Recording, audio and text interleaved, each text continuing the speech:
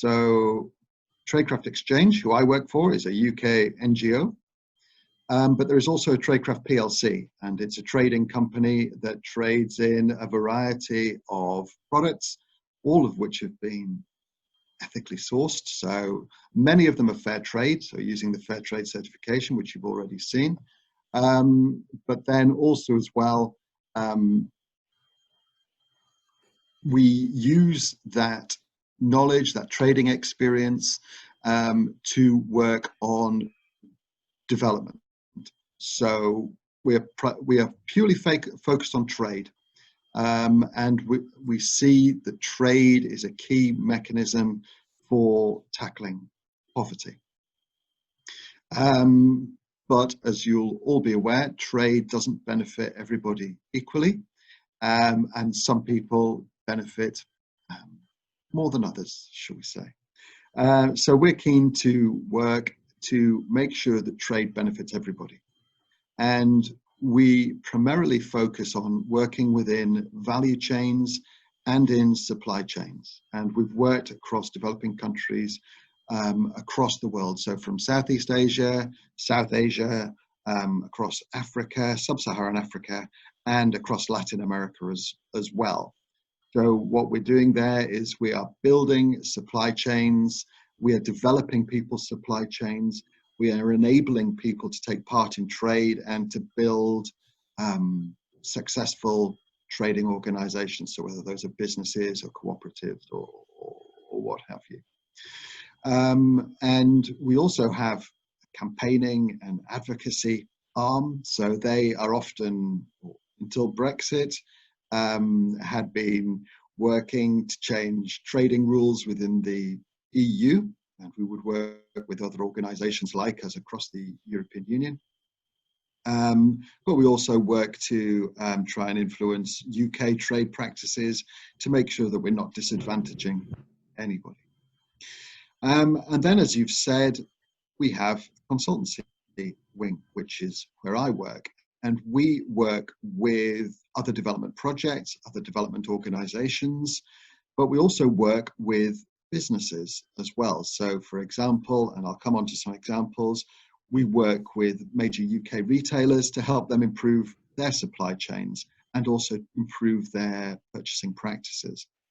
As I'm sure many of you have seen, there are certain purchasing practices where buyers are targeted on their on the low prices they achieve and on the volumes they can bring in, but those purchasing practices often have huge negative impacts on the people they're buying from, because risks and cost savings are passed down the chain, and they're passed down and they're passed down, and the people who are most severely impacted by those changes and those demands are often the most vulnerable: the workers, garment workers, or farmers who are providing coffee and chocolate, and vegetables and fruit, the whole thing.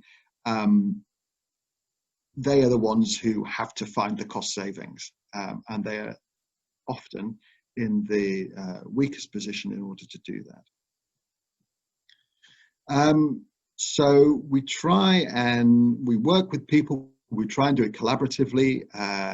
We want to work with all of the different stakeholders. We want to listen, we want to understand, and then we want to work with everybody to develop those supply chains and develop interventions where everyone can benefit, so that the supply chain still is efficient, still effective, but the risks and the benefits are more fairly shared.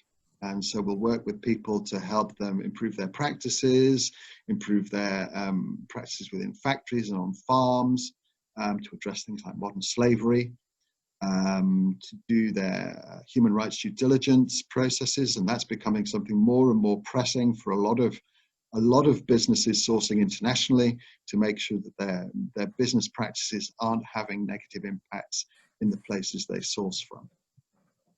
We'll also look at living wages, helping people work out what their living wages are, helping them move towards paying living wages. And then within that, there are two key pillars. We look at environmental sustainability, and we look at women's economic empowerment as well, to support gender equity within those supply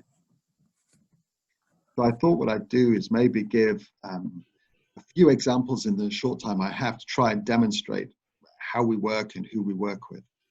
And so the first example I've given is charcoal from Namibia. A lot of the charcoal that's imported into Europe comes from abroad. There is a large amount of charcoal produced in Poland and in Ukraine as well. But like everything, where there's some money to be made, you'll find that there's fakes, there's bad practice, there's corruption.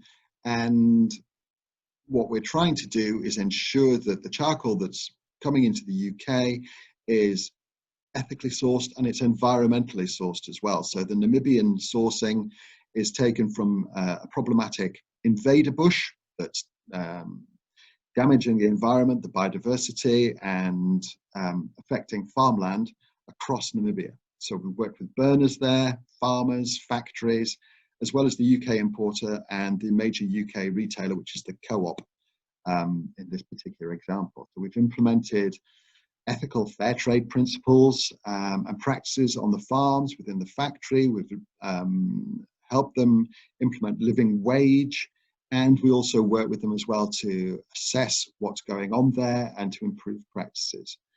And we've also implemented a system of fair trade premium. So for every ton of charcoal that leaves the factory, 10% of the value of that goes into a premium pot, which is then managed by a group of workers to implement premium projects that benefit the local workers, the local community. So we've put in water taps, for example. We've helped improve the local schools and given them lots of school books. We're about to repair lots of their buildings.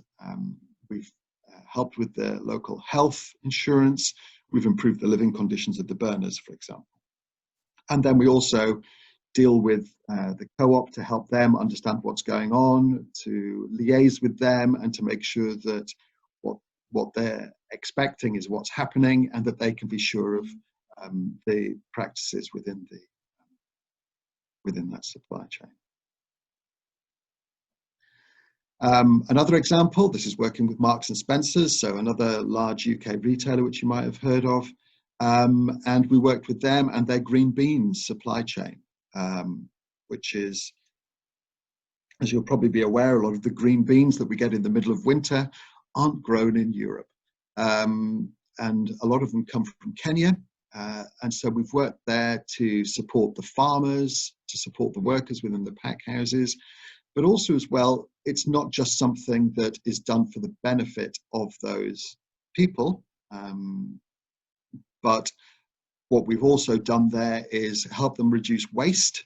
The practices to improve working conditions have reduced absenteeism, quality has improved, and the purchasing practices have improved as well. So more lead time is given by the buyers when they're placing orders. We were getting cases where people were demanding changes to orders at the last minute. They were demanding an extra container.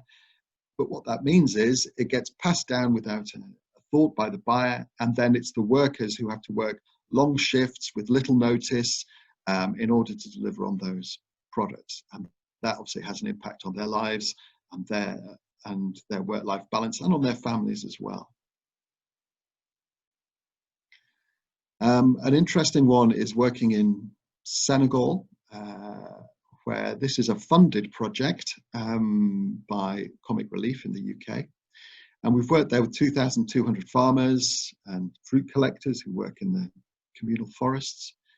But we've also worked with fruit processors in Senegal, and to try and generate interest and awareness of those fruits, we've developed a range of juice drinks, which was a new world for me. I've worked in software product development for a long, long time, working in research and development, but fruit juice was something new. But those juices will be produced and ready for collection next week, and we'll get those onto the market. And that's going to produce some new flavor, promote new flavors, new fruits to the wider market. And we will encourage and raise awareness within the drinks manufacturing world as well of these new flavors, with a view of creating new markets for these farmers so that they can earn more money from that fruit. And then the last example that I was going to give is about honey and blueberries from Chile. So Traidcraft PLC used to, or still do, sell fair trade honey, and that comes from Chile. So we worked with a beekeepers cooperative in Chile, and they've grown and grown, and we've bought their honey. We've found new markets for their honey, but also as well to reduce the risks and the dependencies, we've helped them diversify into blueberries as well. So the soil and the landscape and the climate was perfect for blueberries. So we enabled them to grow more blueberries, and then we found markets for them as well. So they were able to diversify their incomes and reduce their dependency and therefore the risks. And we also, as part of work we were doing on impact investing, we were able to support them to develop business plans. They were very keen to move out the center of a town, a small town where they were located, to a better site on the edge of town, which gave greater access to transport, which gave greater access to space where they could store their honey and process it. And so they've been able to access extra funds and grow their business that way as well. But we've worked in many commodities, over 100 different commodities, over 100 different countries around the world. And commodities range from standard ones such as coffee and tea, cocoa, and sugar. But we've also worked with artisanal products, so handicraft, garments, and even coffins from Bangladesh, which is an unusual new world to work in. So we've got huge experience in many different supply chains in many different countries. And so what we're doing now as a consultancy is providing those services to other businesses, to other development programs, to improve supply chains so that those supply chains actually do become more sustainable and resilient. Because we feel that a supply chain that is dependent on vulnerable workers who have, and farmers who have precarious lifestyles, isn't that sustainable. A local shock such as drought or disease, certainly as we've seen with banana rust, can have huge impacts on supply chain. But by working together to improve best environmental practices, to ensure that there's greater buy-in to those trading relationships and that those trading relationships are beneficial, really does work for everybody involved. And that's what we're keen to explore, that's what we're keen to implement. And so we've moved away from purely development projects to having an impact by working with commercial enterprises who are keen to improve the way that their supply chains work. And that's for the, as I say, they're the good of the people and of the planet. So I'm more than happy to talk about this with anybody who's interested in exploring these topics and to see how supply chain practices can be improved. So